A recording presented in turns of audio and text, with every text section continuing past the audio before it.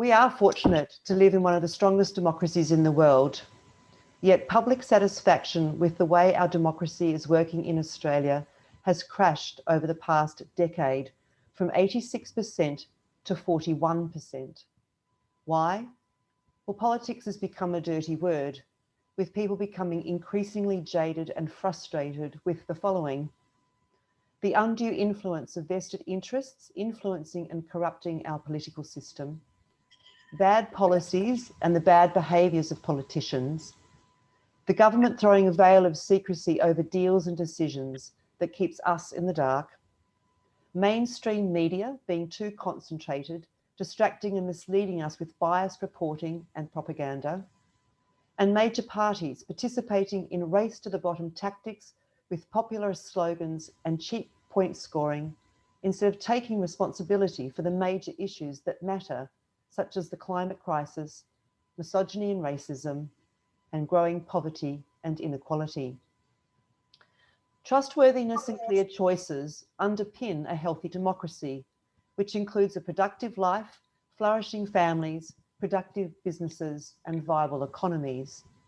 However, it seems that Canberra has lost our trust and robbed us of honest, workable choices to create a sustainable future for all. As a result, Australia's status as an open, transparent democracy was downgraded from open to narrowed in 2019 by Civicus. These issues and people's concerns are also reflected in the kitchen table conversations Voices of Goldstein is conducting across the electorate with members of the public. However, all is not lost.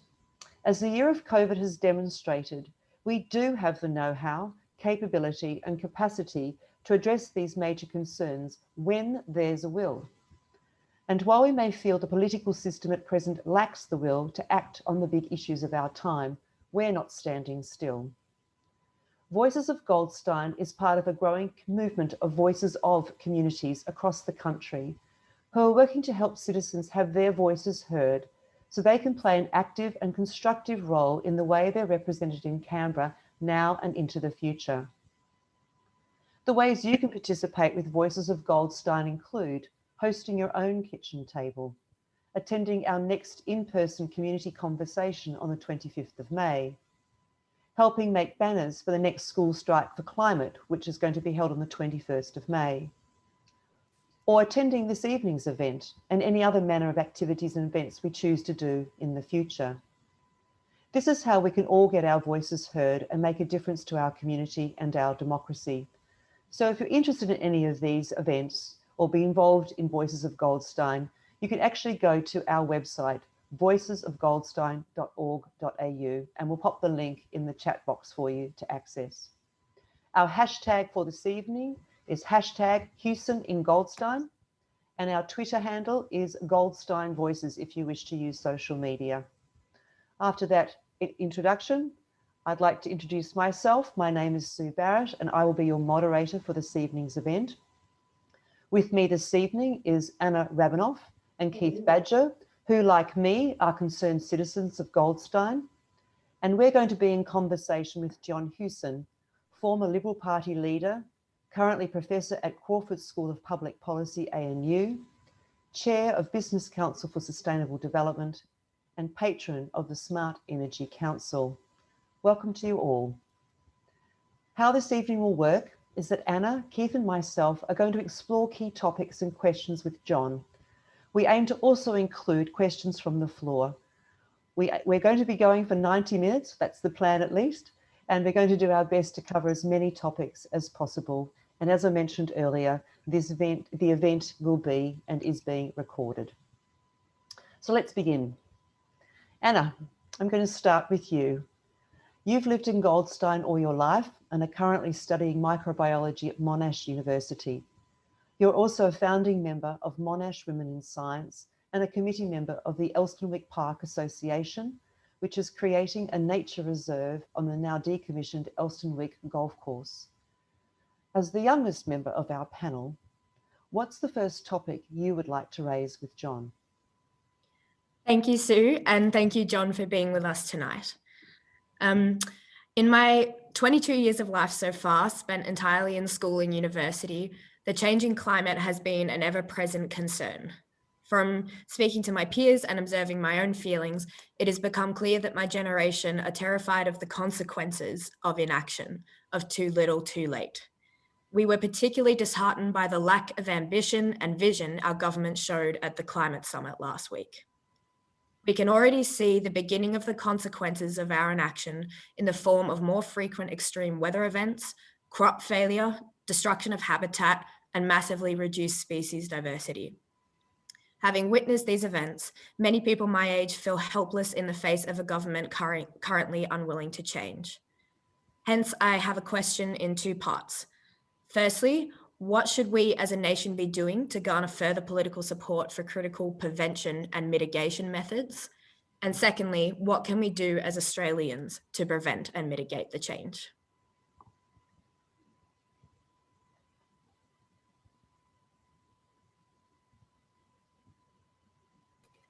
On to you, John, if you're here. Yes, John, you want to unmute? Yes, you're back on mute. Yeah. Back off mute, I should say. That was an advantage I see in the summit the other day when Morrison started to speak and he was on mute. Happens to the best of us. Yeah, look, I've been frustrated with the climate debate since I got engaged in the late 1980s. And while we were at that stage really trying to push the envelope, we were calling for 20% reduction in emissions by the year 2000 of a 1990 base. And if we'd done that in each of the decades since, we'd be at less than half our Paris commitment already.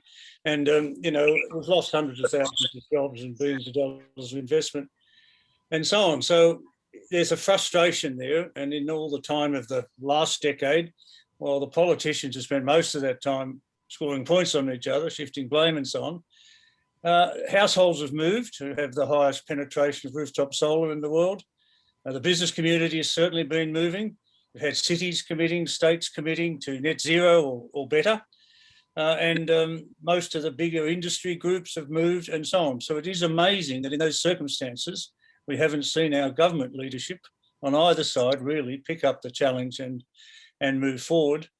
And of course, in the context of the global environment now being driven by Biden and his climate envoy, John Kerry, I mean, there's a lot of pressure on all the participants in the Paris Agreement to increase their commitments for 2030, to move much more rapidly towards being able to achieve 1.5 or 2 degree warming by 2050.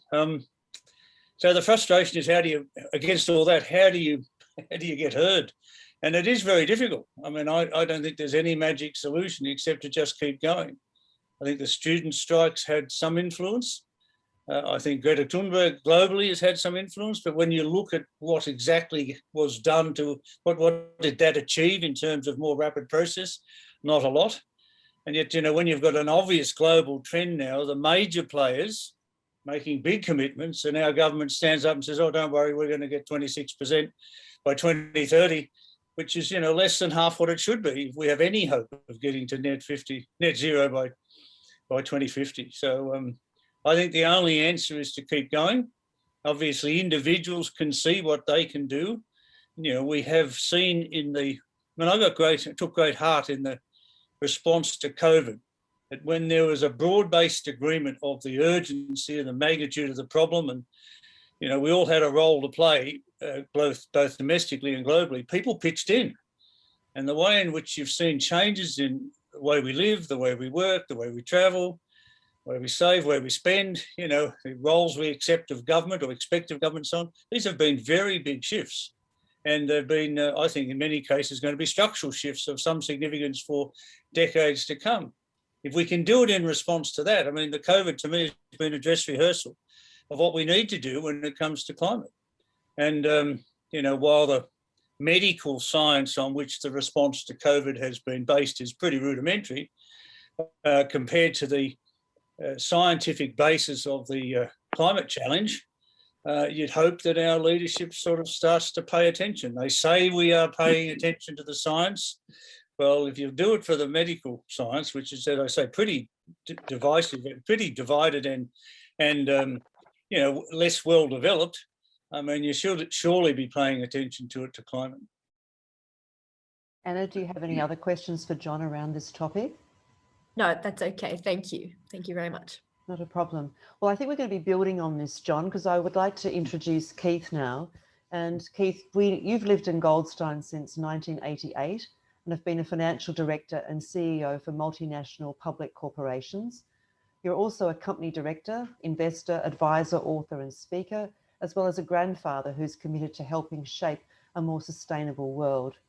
As a representative of our Goldstein community tonight, what's the topic you would like to raise with John? Thank you, Sue, and good evening, John. I'd like to explore with you tonight, John, first of all, the relationship of business and investors within Australian politics. After 40 years in business, I'm now a retiree. It's a very different world from when my parents retired in our South London high-rise council flat, and they lived happily on a state pension. But like most of my generation in Australia today, I have a super fund. And like most of people who have super funds, the money is invested in Australian companies. We've become a country of investors. In fact, we have the largest per capita share ownership of any country in the world. So my life, like most Australians, is inextricably linked to successful companies. They provide the goods I consume, employment for my kids, and my retirement income. And I know from personal experience, companies are not intrinsically bad organizations. They have tremendous talent and resources to bring positive change in society, yet the relationship between the corporate world and government in Australia is often dysfunctional and unproductive. We've just talked about the climate change issue. I know people worry that companies in doomed industries like coal have undue influence on politicians, while politicians, when they're not putting down urban cafe goers like me, complain companies are speaking up and taking the lead on cultural issues and the climate crisis, which are not their responsibility. And like most Australians, I'm aware we need to reduce CO2 emissions by at least 50% this decade. And that's a huge challenge. And the only way we're going to get there if companies are fully engaged with the political process. Number of car makers, big car makers, are saying they're stopping making all combustion engine cars in the next 15 years. But we don't seem to be doing anything at a political level to foster the inevitable transition to an electric car fleet, which will probably happen in my lifetime if I'm lucky. So it seems that the opportunity for collaboration is being wasted. And like many of my age, we just want to think that we're leaving a legacy, a positive legacy for our kids and grandkids. So I guess my question, John, is you've been at the heart of Australian politics. I wonder what your experience was of dealing with companies, investors, and the business world. And do you think it's possible to have really positive, constructive collaboration between business investors and politicians to harness our collective strengths and set us on the path to a more sustainable world? Well, I think a lot has changed in terms of the attitude of companies in the last several decades. I mean, where the focus was pretty much entirely on maximising profit, maximising shareholder value, there's been a shift in the attitude of companies towards maximising stakeholder benefits and taking a broader group of people at the interests of broader groups of people. For example, in the Hayne Royal Commission, when it focused on the banks and the culture of greed, which was about everything about, maximising profit and clipping the ticket on every level of financial transaction in their financial conglomerates, not just lending and so on, but also financial planning and insurance and foreign exchange, whatever it was. They clipped the tickets multiple times, but at the expense of customers, at the expense of employees, and the expense of the broader community. And that sort of shift to stakeholder interests, I think, has become quite important. And a lot of the change in companies has been driven by investors at AGMs and saying, what is your sustainability strategy? Are you committed to, renewable energy or net zero or whatever the objective is? And a lot of companies have come on board and a lot of companies have started to respond. And you're seeing in the superannuation industry, I led a global movement about 12 years ago called the Asset Owners Disclosure Project, where we looked at the biggest investors in the world, the top 500 sovereign wealth funds, insurance and pension superannuation funds, pension funds, some university endowment funds, but these were the big movers of investment. About $46 trillion US dollars worth of investments dominated all the stock markets of the world. And we surveyed, rated and ranked them on their management of climate risk. Initially, we got a pretty low response, I can tell you. But eventually they came on board, and now, of course, we were almost at the stage where we're going to get compulsory disclosure of company activities. And in the process, a lot of companies in the fossil fuel sector, they've moved. I mean, BHP and Rio have said they're getting out of thermal coal. The big oil companies are starting to transition away from their reliance on oil or natural gas. So there's a lot of forces at play. But I often think in terms of some of my personal experiences. I was a director of a printing company about 20 years ago. And they were a big, heavy printing operation, big users of power, electricity particularly, big users of transport and logistics. So I made the outrageous suggestion at a board meeting that we should look at our carbon footprint. What impact are we having as a company, big company? And the answer was, that they thought I was marginally on the fringe. Anyway, we got an independent consultant to have a look. And the conclusion was that we could improve that carbon footprint by about 30%. That is, we'd get a 30% improvement in the bottom line of the business. Not firing anyone, not cutting anything, just reorganising the use of electricity and the use of transport and logistics. And that's the sort of decision that a lot of businesses have been able to make, is to look at their risks, look at their exposures, see whether they can't do things better, more efficiently. And so you're seeing quite a lot of that sort of reaction. Admittedly, in there, as there always is in the business community, a fair bit of greenwashing. As you're saying you're doing things and you're not actually doing what you say. But it's a very significant trend. One of the problems with our politics is that some of the bigger areas that are of concern, say in the climate debate, the fossil fuel lobby, for example, the coal industry and the LNG industry, and to some extent the financiers are all into the government saying you can't just leave us. You've got to have, you've got to look after us, and so they're having an undue impact on policy. A specific example is in the COVID recovery committee or group or whatever it's now called. There was a predominance of gas people. Now, 30 years ago, we advocated gas as a transition fuel from coal, brown and black coal, to renewables. And renewables at that stage were quite expensive. Now renewables are cheaper than coal, cheaper than gas. And they don't carry the polluting impact of those two things. So here's the government saying we're going to have a gas-led recovery when it's irrelevant. The markets have moved on, the business community's moved on, and yet they're hanging on to old technology, inefficient technology. And if they were to go ahead and build gas-fired generators for electricity, for example, they'd be stranded assets in about 10 years. There's no logic to the position. It's just the influence of those groups on the government that's led the government to look after their mates and not the national interest. And that is a major weakness of our current system. And if you get sympathetic media backing some of that, as you've had with, say, the Murdoch media, and as supporting some of that, of course, it becomes very difficult to get the government to shift its position. So, the only way you're going to deal with that in the long term is clean up politics, do something about campaign funding, do something about campaign advertising, do something about truth in advertising and politics, do something about false and misleading conduct by ministers and members of parliament, hold them accountable for what they do. You can clean up politics in a way that reduces the influence of those groups. But the way it sits today, they're dominating the current thinking of the government. And so you get these ridiculous positions on, at the Biden summit, we're going to do technology and not taxes. Yet the technology they're pushing, like carbon capture and storage, needs a carbon price to become commercially viable.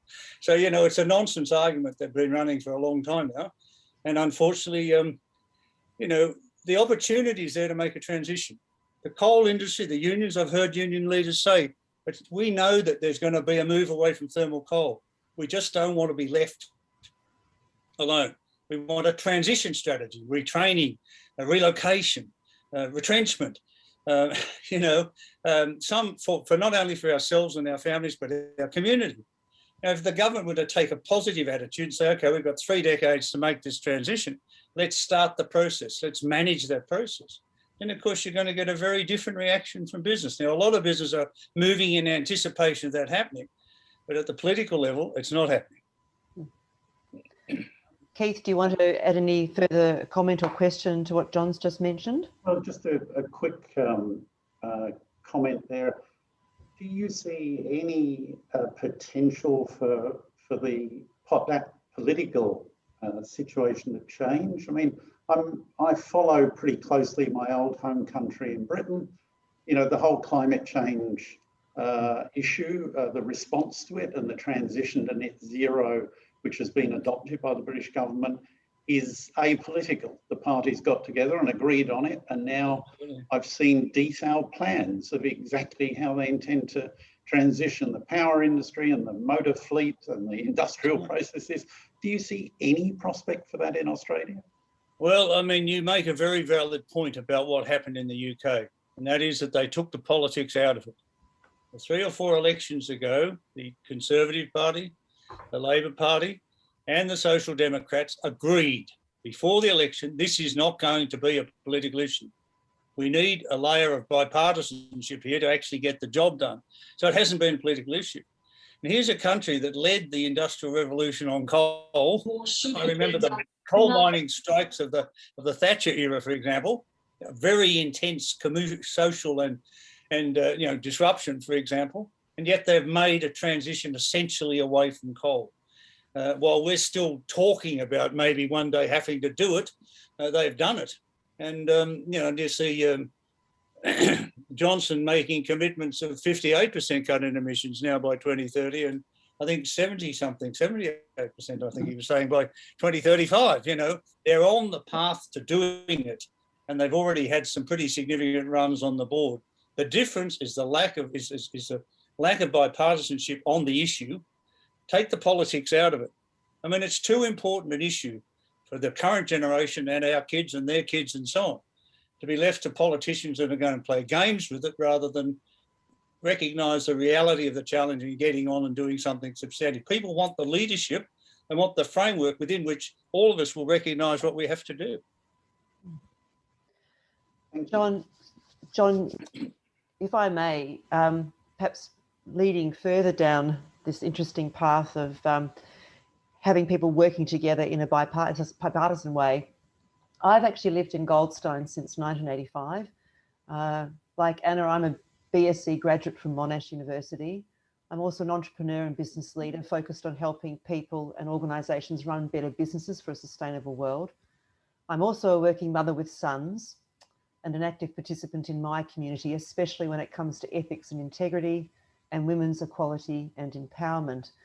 Where I'd like to focus now really is looking at women's equality, and as one of the organisers of the March for Justice event that saw over 110,000 people attend 40 events around Australia on the 15th of March in 13 days of preparation to protest against the dreadful and degrading treatment of women in Parliament House, Canberra, I actually saw firsthand the power of women and their supporters to unite, raise awareness and ignite change. I'm also deeply aware of the overwhelming body of evidence that shows that when women have at least 50% representation and equal sharing of power in senior leadership and decision-making roles in business and politics, we have healthier, more prosperous democracies. However, in Australia, our rankings in 2021 in terms of women's equality and empowerment have fallen dramatically from 12th to 70th in economic participation and opportunity, from 57th to 99th in health and survival, and from 32nd to 54th in political empowerment since 2006. It's no illusion, Australian women are going backwards, we know that, at a rapid rate, and we're the biggest losers, though once we were the leader of women's equality in Australia, for example, being the first in the world to introduce the Sex Discrimination Act in 1984. For goodness sake, John, what's happened? How has this happened? And how do we stop the decline of women's equality through the business and political process? And how do we actually get more capable women into politics for a better, fairer democracy as soon as possible? No pressure, John. Just be curious about your views. Look, I agree. And I think the world would be very different if over the last several decades we had been led by women in a majority position in our political processes, in our government departments, in our firms and so on. I have a friend who's a colleague who we're working on a council for this human future, a survival, looking at the 10 big existential threats to the future of the planet. He's just written a book on food versus war, and his most significant and last recommendation is that all senior positions in the world be replaced by women. Let's try that. And he's very serious about it, because you can see the extent to which the drift, driven mostly by men in suits, has actually given you the outcome you've got. And when you try to analyse the system, there are so many layers of the problem. And when I was leader in the early 90s and we had a woman as head of the Liberal Party, Chris McDivitt, we worked together to say, look, women are not getting a fair run in pre-selection. They're not wanting to stand. And if they do stand, they're not easily getting through the system. Let's try and change that. Let's train them, identify them, train them, and educate people as to what's possible and how it can be done. If you go back to the incoming political intake in 1996, it was a record level for the Liberal National Party. And then since then, of course, it's gone downhill, and they've struggled to maintain any sense of nowhere near equal representation and nowhere near responsible representation. Now, you can change those processes. They take work. I mean, what we did was a significant step in the right direction. There are now women for election lobbies that are training women. There are university programs at the University of New South Wales I'm associated with, that training people for the opportunity, women for the opportunity. I think in terms of the Liberal Party, if you want to change pre-selection, make sure that at least 50% of the pre-selectors are women.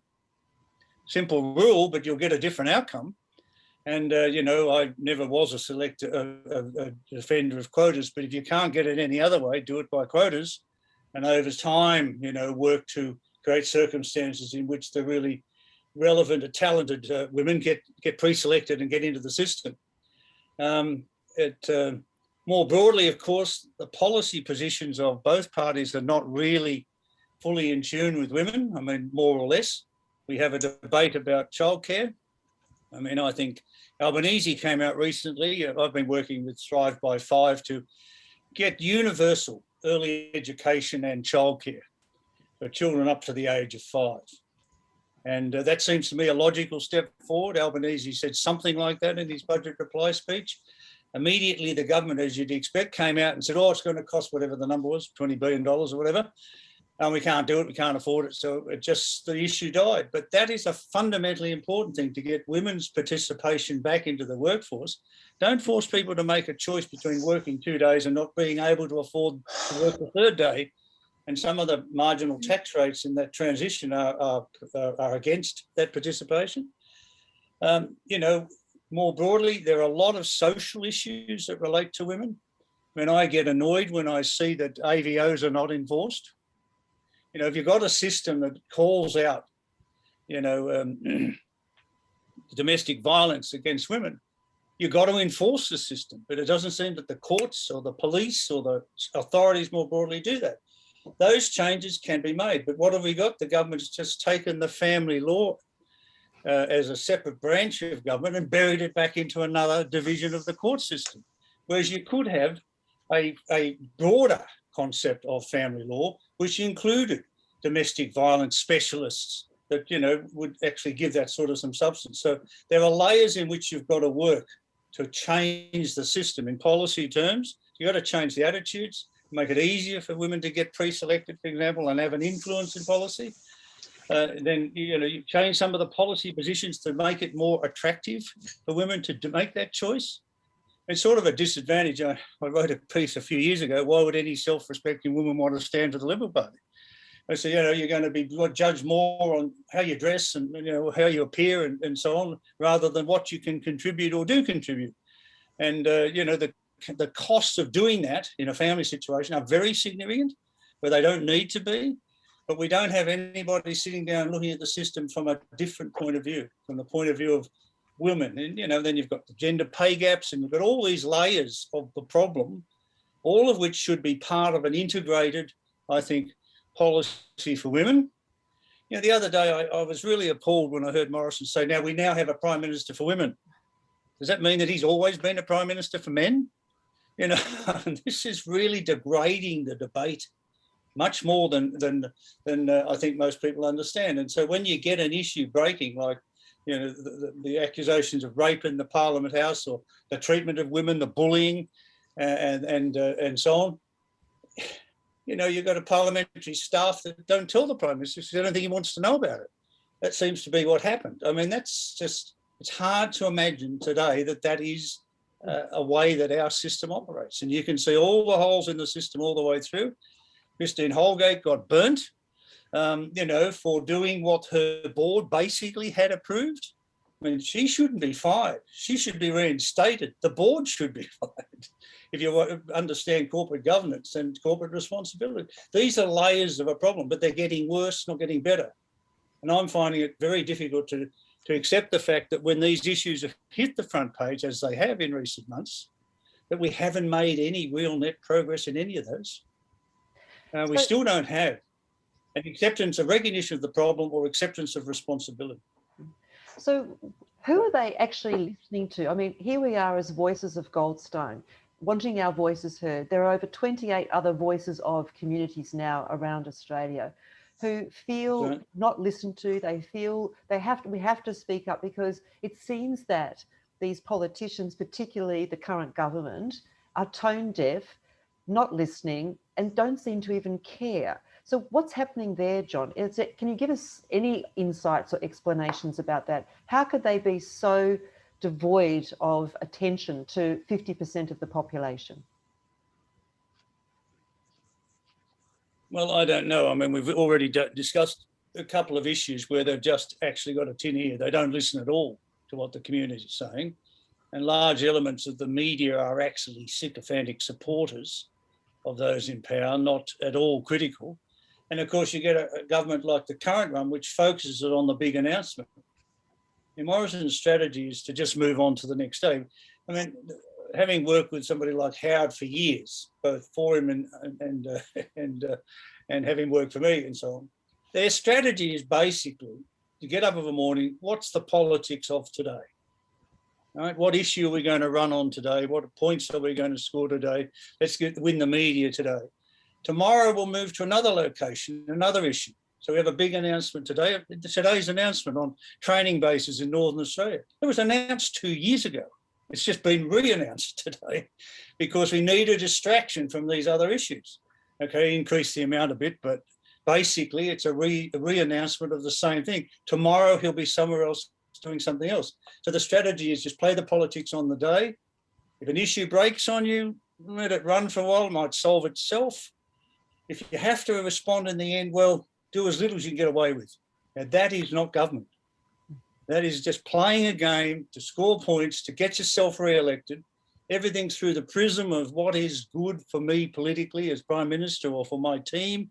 It's not about what's in the national interest or the community's interest or your electorate's interest or women's interests, or they don't think that way. And so that's how it's sort of built a structure. And when, you know, you get the sort of then the discipline of parties, that's why independents are going to have, I think, a much bigger say in the future. Because party discipline, there are a lot of people in the parties, both sides, that don't agree with some of the positions that they're forced to take. But they take them for that sort of, under that peer group pressure, collective pressure. So you don't have open debates in Parliament. Look at the parliamentary debates on any piece of legislation. Everyone turns up with their page of dot points, which they were sent by the Secretariat or the Prime Minister's office or something that morning, and the points are pretty much repeated day to day, right through the whole debate. One side giving their points, the other side giving their points, but each of the players on each side repeating the points, not debate. There's no debate as such, and that is very difficult to raise an issue and to get it debated. Look at Darley Steggall puts up a good climate bill, you know, a very professional piece of work. Not the only one. There've been a lot of these sort of private members' bills, but unless the government decides to take them, they don't get debated. They don't get listed on the parliamentary agenda. And so they get a little bit of publicity for a day or two, and then we move on to something else. And that is not in the national interest. And I think what you're seeing happen in same with the Voices movement and a number of others is that there's a mood about, well, let's not do too much within the traditional party structure. I mean, the skills you need to get pre-selected in a major party today are not going to be that useful for you when you're in Parliament, except if you toe the line to the leadership. I mean, if you want to have an impact, you want to make a difference on key issues, and independence is probably going to be the only way for that to occur. And it's possible that independence could hold the balance of power in both houses, such that then you could say to the government, okay, as long as you're governing, as long as this is good policy, good evidence-based policy, good government, we'll support you. Otherwise, don't bother putting it up, because we'll just vote it down. That would be a very different world, but we're not there yet. Okay, so Anna's got an interesting question for you, which I think leads right on from what we've just been discussing. So over to you, Anna. Thank you. So yes, it does lead on a little bit. There might be a bit of repetition, but following on from what we've said, as a young person, and it sounds like a lot of other people feel this way as well, I often feel quite unheard by politicians, especially those at a federal level, where there can be a vast disconnect between politicians and community members. I've even heard from many young people that they have begun to feel that their vote is for null. And while that's not true, it's an understandable sentiment when it is these very same young people who will bear the brunt of the short-term thinking that occurs today. So my question is, how do we get serious political discourse on these critical issues facing our nation in a world surrounded by tweets and sound bites? How do we get politicians to take the oncoming suffering seriously when they are, as you put earlier, more interested in looking after their mates? One of the things that surprises me, they say politics is a numbers game. Right? Well, if I take the sum of young people aged up to 30 and older people aged over 60, it's about 60-something, 61% of the voting public. So if you manage to get organised, you could throw anybody out. But it doesn't happen that way, and you don't organise, and a lot of people don't want to organise. I mean, a lot of older people don't want to be seen as old, so they don't join an old person. There used to be a lot of debate about grey power. The grey power failed because people didn't want to be seen as grey. When you get to my stage, you can't worry about it anymore. You still got to argue the case. So I think that you have the potential to have an influence. It's just a question of concentrating that influence in a way that is going to make a difference, because the frustration's enormous. And, I can't understand how this is allowed to drift the way it is, and government can ignore this.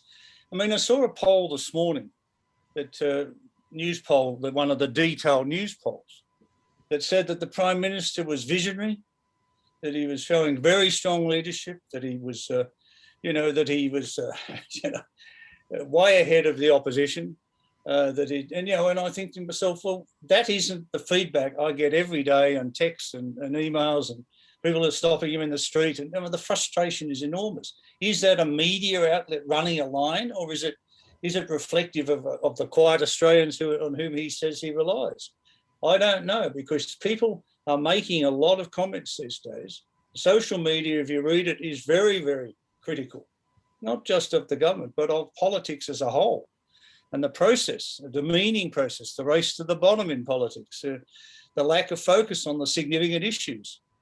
And so I don't know how you can cut through that, except I think the sort of mechanisms that are being developed in Voices and being developed in a couple of other strategies to run strong independent candidates in key seats against politicians from all parties.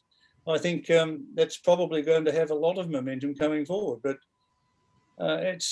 people are not that active. A lot of people, so I guess if you just try to step back and understand it, you say, well, Australia's not doing too bad. We don't have anything like India or the United States. So, we've done okay. We're sure we've had some leakages from quarantine, and we've had, periods where it's broken out, and we've had to have lockdowns and so on.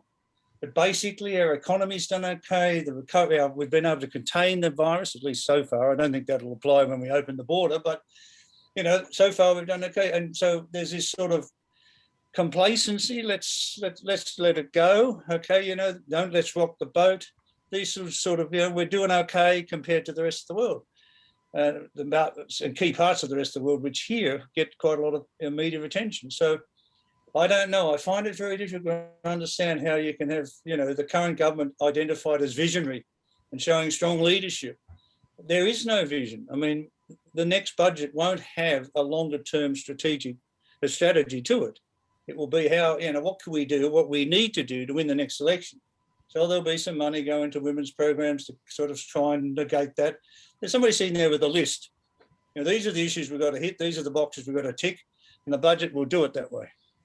Won't have anything to do about an integrated strategy, any medium to longer term strategic thinking. Certainly nothing really sensible and structural about climate change. Not a lot of change to the women's issues. There'll be some statements made that don't get carried through. That's the frustration. And, you know, yet children get it. I have two daughters who went to the student strike. And my wife and I were away. We didn't influence their placards at all. The 9-year-old and then 16-year-old, 15-year-old. And they did their own placards. One was, "It's about my future." That was the 9-year-old. And the 15-year-old said, "Denial is not a policy." You know, I said to my wife, well, you know, I don't know where they got that from, but that's really pretty much a summary of where we sit on an issue like that. And if that were to be heard more broadly and responsibility is taken for it, we'd have a very different world. But it's as if today politics is not about accepting responsibility. There's no sense of need to be accountable. Look at the money that gets pushed out the door.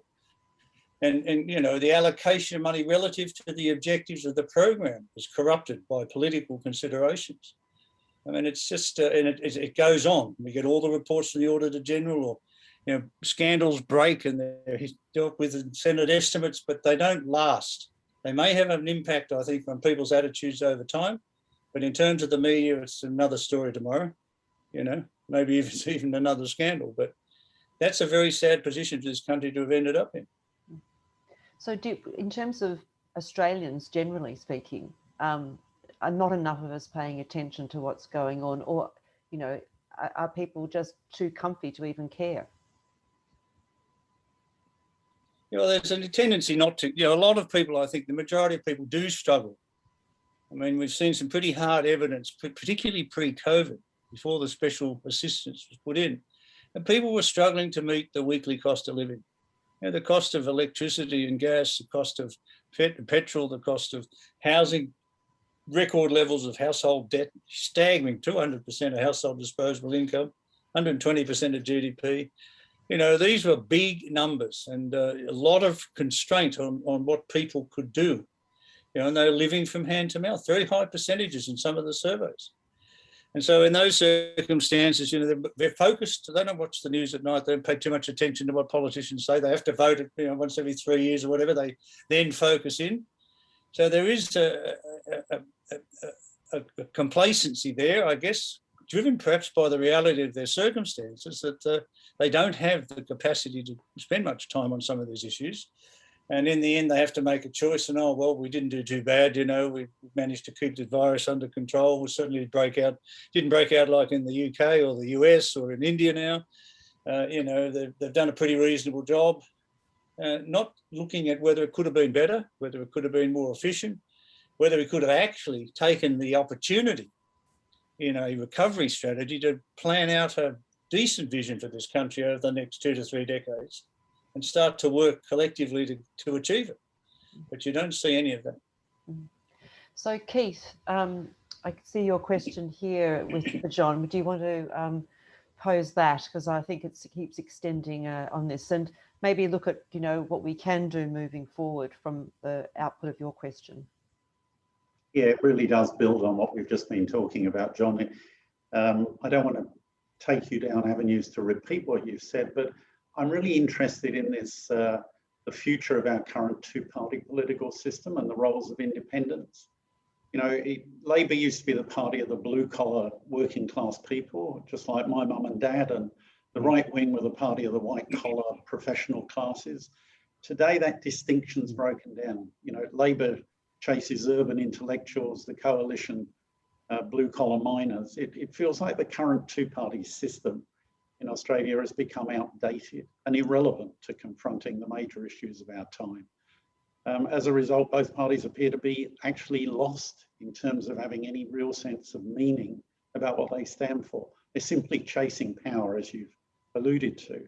So if politics is, you know, increasingly a battlefield where politicians fight about everything to score points rather than governing, focused on governing. I know many Goldstein voters like me see the prevailing federal Australian political environment as toxic, a barrier to the bipartisan collaboration that we need to tackle the large complex issues we face. So we're frustrated, we've lost trust, actually not just in the politicians, but almost in the entire democratic process, which is a real tragedy. So I always believed it was better for one of these two big parties, you know, to gain a majority and be able to run a country, govern a country without needing minority support. Now I feel we might need and be better served by having more independence. From your term in Canberra, how did you find the involvement of independents? And do you believe that more of them might actually make for a better government? Well, I think we're going to see more of them. I have had a personal issue about the party process for the entire time. See, when I stood for pre-selection, I had only really recently joined the Liberal Party in the early 80s. I didn't, all the years I worked for the Fraser government, for Lynch and for Howard and Malcolm, I wasn't a member of the party. And I didn't join as a party hack. I joined as a professional out of the Reserve Bank on secondment and to add economic advice, and ended up being chief of staff and so on. But, you know, so that when I stood for pre-selection, I thought it was pretty clear to say that while I, you know, am liberal in my motivations, I believe in the individual, I believe in, you know, keeping government constrained. I believe in market processes where we can create the right framework for them to operate. I believe in, you know, getting rid of unnecessary regulation. So in that sense, I fit Liberal. But I made it quite clear in my pre-selection, but I might be a member of the Liberal Party, but I am actually an Australian first and a member of the Liberal Party second. So if I see policy directions in government that I think are not in the national interest, I'm going to have to work to change Liberal Party policy. I made that quite clear. I lost an election trying to prove the point, but, you know, I still believe that you need to have people that go in there with a specific set of principles and values and enforce them.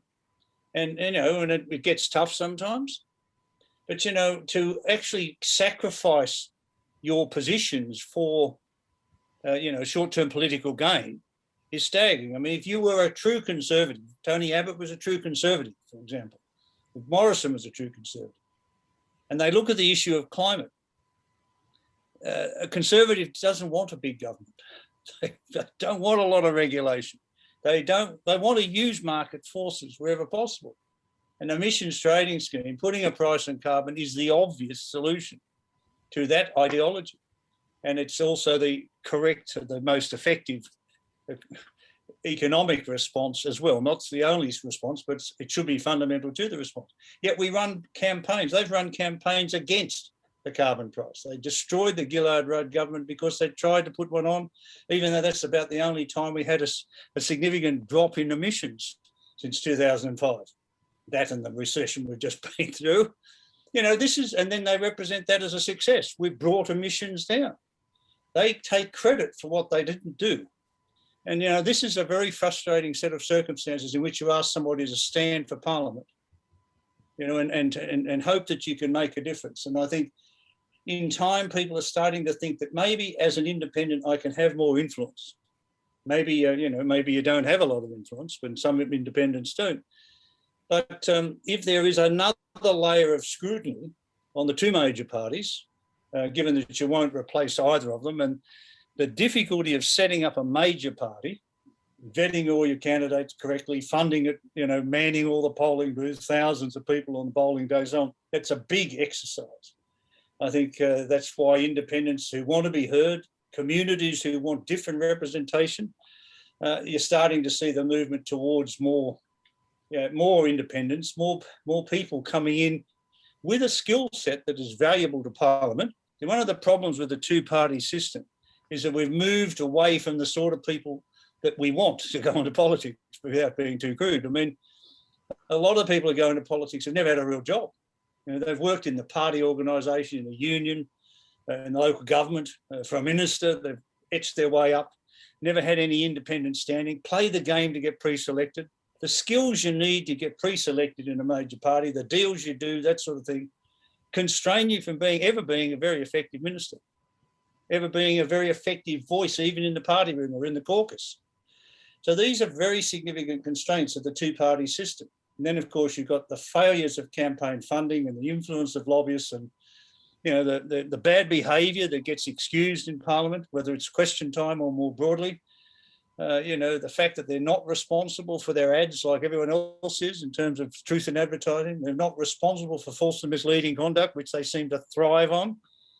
And you know, you're attracting exactly the wrong sort of people to change government and to change attitudes to women or change attitudes to evidence-based policy or whatever it is. Does that mean if we were maybe independence changed? If you were rolling back the clock 40 years, John, might you be going into politics as an independent? I've had a few proposals, but I'm too old. You know, and I think my wife would divorce me. My daughter, she's nearly 16, and she said one day, you know, I think I'll go into politics. And over the dinner table, my wife said, do you have any idea how dirty and corrupt and miserable that process is, and how much you'll pay in terms of lifestyle and, you know, family life? Yeah, it's a pretty big constraint. If people think about it legitimately, and it's easy to get swept away with the significance of the opportunity, but, you know, it only works if you are really principled and you fight for things that you really believe. And I think that you are starting to see quite a lot of people. I've had a lot of young people come to me or contact me and say, look, will you mentor me? And that's very dangerous to even contemplate that. But having said that, they want to do it. There are a lot of people that want to get into the political process. And that's one of the big things, I think, whatever you can say, you know, to a school speech day or whatever, is, look, if you have the opportunity to get engaged, engage. Because, you know, you end up, otherwise you get the government you deserve, because if you didn't make a stand, you've got what you got. And if you did make a stand, maybe you can influence the outcome. And so getting engaged at whatever level of whatever you do in your job, in your community, and so on, I think is very important. I think, Sue, you're going to carry this on. Well, this is what we've got to do is pull people together and actually have people, you know, want to be able to step up and step into these spaces, or else we won't see the change. Well, I think the point you made about kitchen table discussions, we need to have improved debate. Everything from the kitchen table to the national level, indeed, in fact, to the global level, about the significance of some of the challenges we're facing as a community and how we are best going to deal with them. And I think if you get people engaged in that and they all look at what they can do, what they can contribute, how they can change the way they live and so on, the way we did with COVID, you know, and not necessarily all that was good either, but it showed how much we can adjust and how quickly we can adjust if there's a broad acceptance of the magnitude of the challenge or the task at hand, and you get on and do what you can. And people have made amazing changes to the way they operate. Well, this is what's been interesting coming out of the kitchen table conversations we've had so far around Goldstein. And that is people are particularly concerned about the corruption in politics and also the lack of a National Integrity Commission, and in particular, the undue influence of concentrated commercial media on voters that seem to be threatening our democracy. I don't know if many of the people here or more know, but Australia now has the third highest concentration of mainstream commercial media ownership in the world, behind China and Egypt. And as we know, this can be very problematic when wanting to deliver independent, evidence-based journalism to the Australian community, because particularly if many of us are passive consumers of mainstream commercial media, we are ending up consuming the political and corporate agendas of these media outlets. And in a country with compulsory voting, many of us may find ourselves therefore unintentionally voting for biased or corrupt corporate and donor interests at the expense of our own interests. As Kevin Rudd and Malcolm Turnbull said recently, the main thing holding back Australia's climate ambitions is politics, a toxic coalition of the Murdoch press, the right wing of the Liberal and National parties, and vested interests in the fossil fuel sector, all topics which we've touched on just before. So, John, this begs the questions. How do we hold our politicians to account and have them work for our interests instead of when there's no National Integrity Commission, an ICAC in place? And how do we put a stop to the corrupting of voters and our political system when we have a media landscape that's actually not doing its duty to hold those in power and business to account? Well, the National Integrity Commission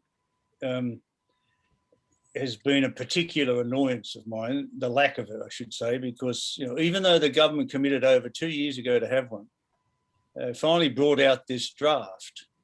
Porter put this draft out before his problems emerged, but it was a protection racket for ministers and their staff.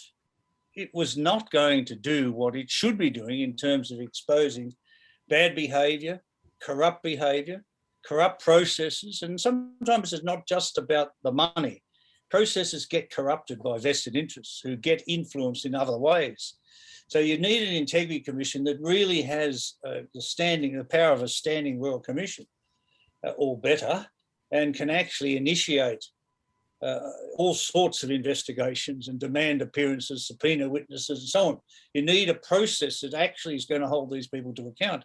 And the ones that most people in the community are concerned about is the way the politicians behaved and how they did that backroom deal with the, and it's been on both sides. Did they do a backroom deal with the union? Did they do a backroom deal with a particular employer, a particular industry group, or, people want to know that and have every right to know that, but the system is being closed down. There isn't accountability. I mean, you look at the sports rules. Here you've got colour-coded allocation by marginal seats that you want to win or want to keep, and you say that that's fine. It's all done above board. The minister had the authority to do it, whatever. Nobody believes that. Everybody thinks that's a corrupt behaviour that should have been exposed in its detail. And people should be held to account. Okay, they've given one sacrificial lamb. They took Bridget McKenzie's scalp, but that didn't stop the issue. And that was only one element of government spending. What about all the others, all the regional slush funds that the National Party gets? What about pursuing an inland rail freight which doesn't stack up on cost-benefit terms?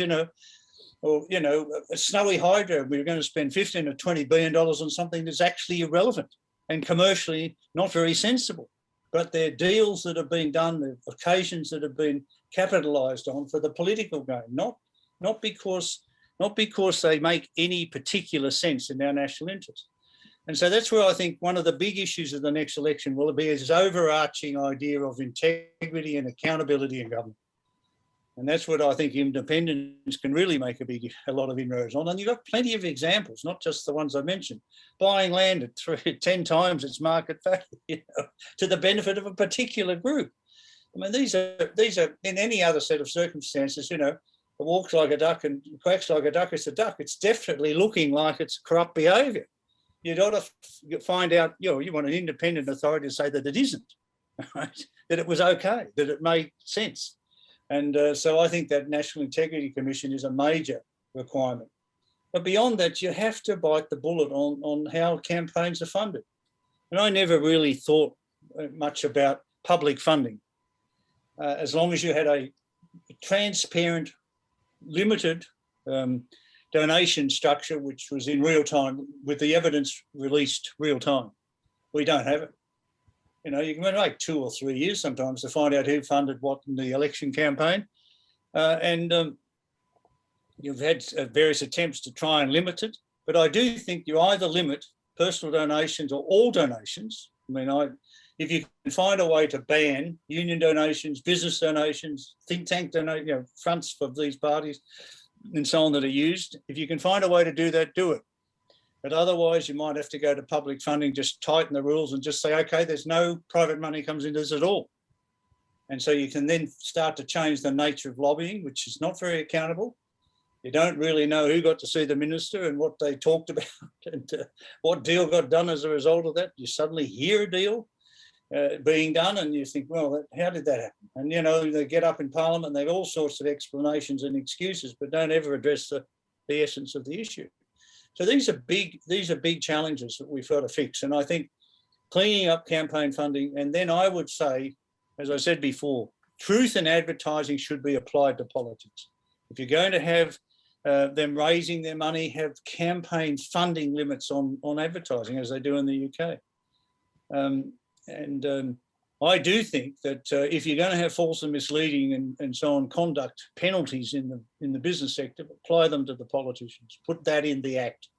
But you're finding, you know, when you look at that, the government's been excluded from being fully accountable. And you see some of the discrimination areas that don't apply in government that do apply in the broader community. And most people would say, now, how does that happen? You know, this should be universally applied. If you're going to have some sort of limit or exposure on exploitation of particular groups or, you know, discrimination against particular groups, then it should be universally applied right across the board. And they don't do this. And you constantly hear of examples where they're trying to do something in favour of a particular ethnic group or a particular religious group, or, you know, and most people just can't understand how governments can do that and get away with it. And of course, they do so much of it, only a little bit becomes known. The Auditor General only catches part of it. So you do need this independent scrutiny where anybody, even an anonymous reference, can go to an ICAC and be thoroughly investigated you know, help the whistleblower community in that process as well. But until we make some of those changes, you'll get both sides of the parties, both major parties saying, we understand this problem, got to be a campaign review, got a campaign listing and so on.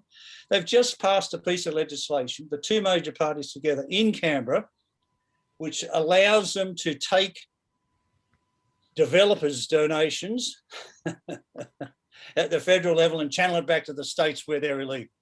Now, you know, that went straight through with the support of both parties and minimal press. And so both parties will say, look, we see the problem, we think we should fix the problem. They never do, because they basically believe that they can exploit it better than the other side, you know, bend the rules better, you know, so they can game the system. That's what it's about, gaming the system better than the other side, not solving the problem, not addressing what is a very real community concern in terms of the way our politics is governed and run and funded. Okay, so we've looked at, I mean, obviously we've explored a lot of what is problematic and really challenging. And for many people, I can't speak for everyone here, but I know for myself, you think, well, I'm just one person. You know, what can we do? How can we hold our politicians to account? You know, how do we actually, you know, have a good debate, a good argument with them to say, listen, enough is enough. This is what we need to have happen. Because whilst the two major parties are gaming the system, as you mentioned, the rest of us just sit back and think, what can we do as, you know, individuals, as citizens on the ground? I know it's a complicated, you know, question and it's a challenging one, but do you have any practical tips for us, John? Well, I mean, people have got to get engaged in one form or another at some level. I mean, I live in the Southern Highlands in Barrel, Mittagong area of New South Wales. The local community has just had the success of having the council thrown out, the local council, which had ignored the community's requirements for years, all sorts of extreme, you know, buying into Lehman Brothers, collateralised debt obligations, you know, a host of planning abuses, recycling asbestos into driveways, I mean, all sorts of things. And finally, they've got removed, and finally, the senior management of the council has been removed as well. And had somebody come to me today, this election, of course, coming up, oh, it won't make much difference if so-and-so stands or such and such stands, they'll all get back. And I'm thinking, how can you be so defeatist? You have a unique opportunity now, they've actually been tagged to get some really good people to stand as a ticket or as a group who will only focus on better local government. And that attitude, unfortunately, goes to the federal level. Like, it's just too big. These issues are bigger than any of us. There's this sense that we put politicians there to take the big decisions that we can't take ourselves, and we feel powerless to influence. Yet, in fact, we can do something, and we can make a difference. I mean, you've seen it in the climate area with people doing rooftop solar for whatever reason. They've made a big difference, and they've caused some problems in terms of the way that grid now works or doesn't work. But it's driven the point. So, but the irony is, you get the Prime Minister standing up at a Biden conference saying, we're the leaders of the world rooftop solar. Our households are really responding. Yeah, but, what have you done? What did you do to create that environment? If you did create the environment where we had, say, a 2 or 3 decade transition strategy in each of the sectors, in energy and power, in transport, in regenerative agriculture, building codes and building materials and industrial processes, cement and steel and so on, we could have everybody seeing a role that they can play at whatever level of society. But without the framework from the government, you don't get the encouragement to do it. A lot of people say, I just can't be bothered. I'm never going to have an impact. And so they don't participate. They don't hold the politicians to account. In our system, a democracy has to work. I mean, people have to exercise their vote in a way that is actually going to shift behaviour. And it's very difficult because, you see how some parts of our politics don't understand their electorate. They make no effort to get in touch with their electorate. I use 2 examples. One, when my old seat, Wentworth, came up for a by-election, Malcolm Turnbull resigned. He'd been sitting on a 17.5% margin, a massive, safe Liberal seat margin. And I made the public statement that if a strong independent stands in this seat, and if they mostly run on climate, they can win. Party and all the Anthony Green, everyone thought I was insane. But Karen Phelps stood and she ran essentially on climate, and she did exactly that. And, when she'd won, the political reaction was not to take a lesson from that. 17.5%. Oh, she only won by 1,800 votes. She won by 1,800 votes on top of 17.5%. And although Sharma won the seat back, which he was always going to do, she had a reasonable protest vote, he's still sitting on nearly 17% margin against what Malcolm had. It's turned into a marginal seat. And isn't there a message there? Isn't there, and then you're seeing it in other seats now, and you've seen what Cathy McGowan has done and followed up with, a big independent movement now, but by just working the interests of their electorates.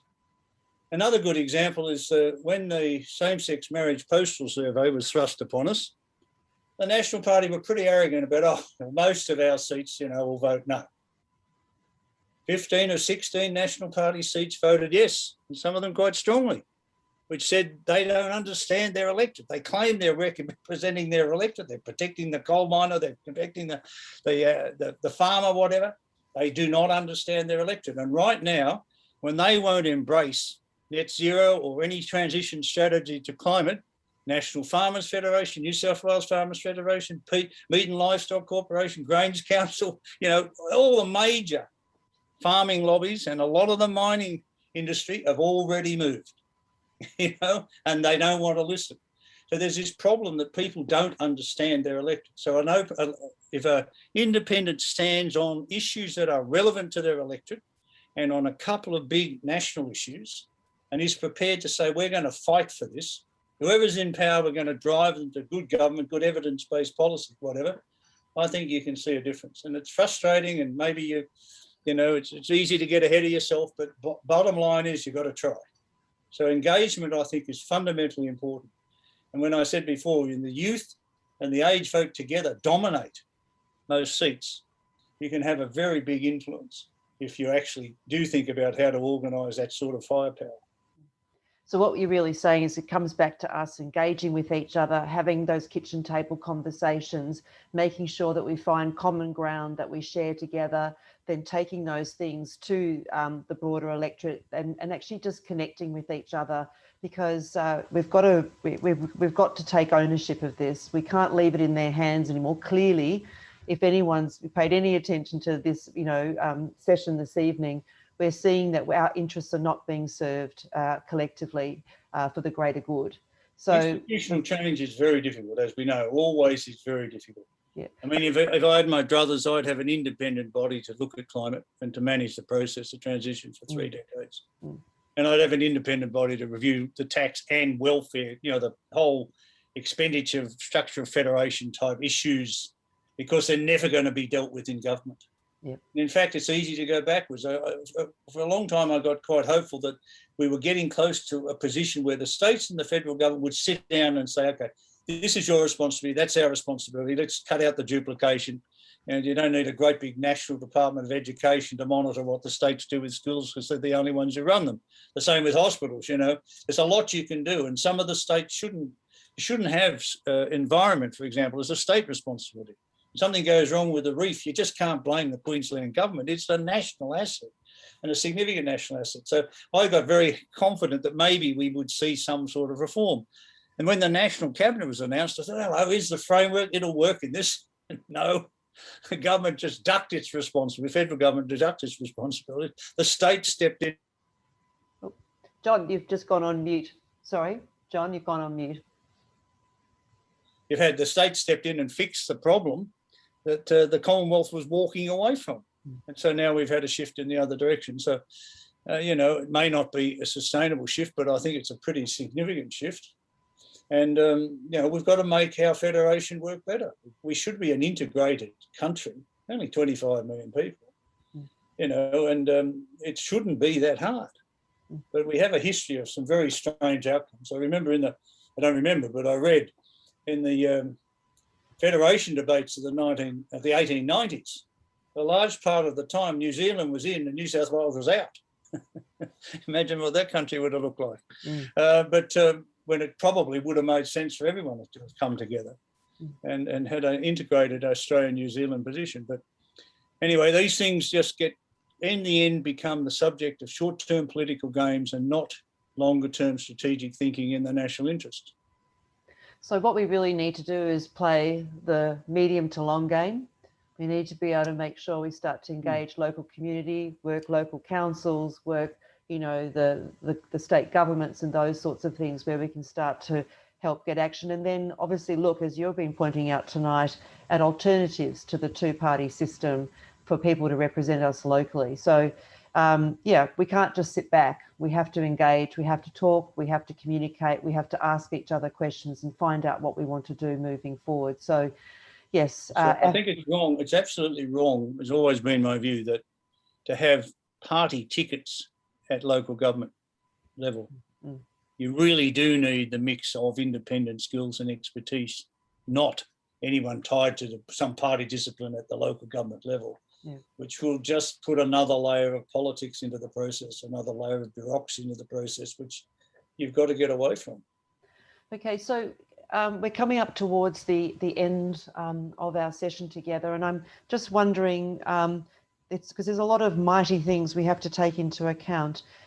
Because you're part of business communities, looking at what we are doing despite government, what's optimistic for us? What's the thing you're most optimistic about, John? What's going to give us some degree of hope that we can latch on to, that we can work with, that we can, carry forward as a beacon to help us change our country for the better? It's very difficult. I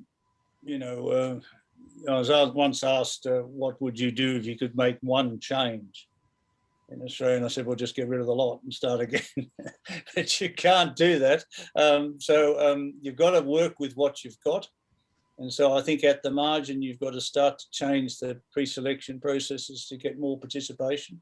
And the two major parties have drifted a bit towards giving the rank and file more influence. It hasn't worked very well. But as I said before, if you want to get more women into the party, make sure that there's at least an equal number of women pre-selectors, and you've got a chance that you'll get a more sensible outcome. But I just think that we've got so many failings of the structure as it is that it's very difficult to see a way forward. I just think you've got to keep going at whatever level you can to contribute, whether it's a kitchen table debate or the local community or standing for the local council or encouraging the schools to get out and participate in a student strike or whatever it is. I think there are ways in which you can do that. I mentioned to you, Sue, the other day that you were very successful in that women's march on Canberra, rally in Canberra. But to be effective, it has to be every week. You know, you've got to keep repeating it until somebody finally hears. And Andrew Peacock once said to me, you know, I was feeling a bit frustrated not getting any media coverage for what we were saying. He said, John, you just have to keep saying it. And you say it over and over, and it might be 5,000 times, might be 50,000 times. And suddenly somebody will stop you in the street and say, what about this? So now that's a good idea. You know, unfortunately, you just have to stick at it and argue the case at every level of society to get the changes that we want. And where you have a chance to contribute, you do. Where you can influence others to contribute, you do. But, you know, we often go through periods where the business community says, oh, we're going to get engaged, but they never do. You know, they look at ways they can extract benefits from the system, but they don't put the hard yards into actually making sure the democracy works.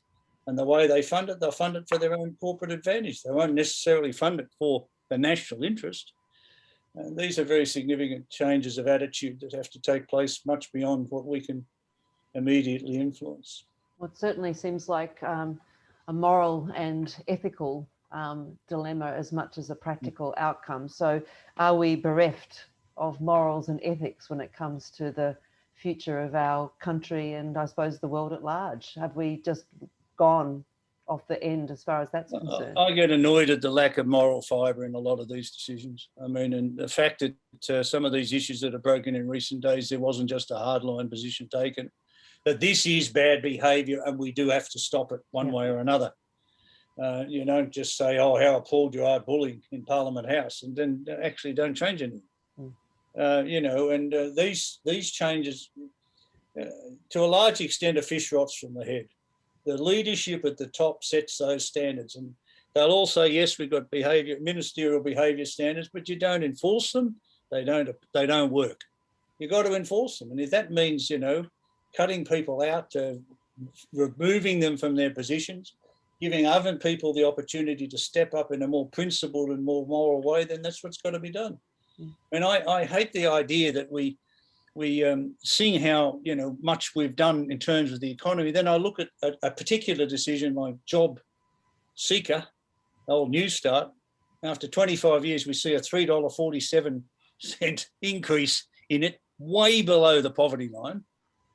You know, in guaranteeing that a large echelon, and it's now into the millions of people at the bottom end of the income spectrum, who are going to be forced to live below the poverty line in a country that's as wealthy as ours. And yet at the same time, we'll let all those companies that develop, mostly foreign companies that develop the LNG, you know, projects off our coast, for example, pay no tax for 20 years. You know, you say to yourself, where's the equality in this system that allows those two quite immoral things to occur? Well, Goldstein's a very wealthy electorate, and a lot of, not everyone, but a lot of people are quite comfortable. How do we get them to care about these broader issues and these important issues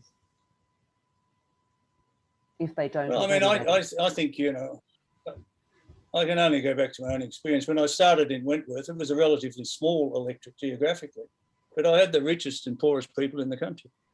I had a big Indigenous community and very low income community around Redfern, and the block in Redfern, for example, which I tried to door knock, and, you know, through to some of the wealthy people in the eastern suburbs of Vaucluse and Woollahra and so on.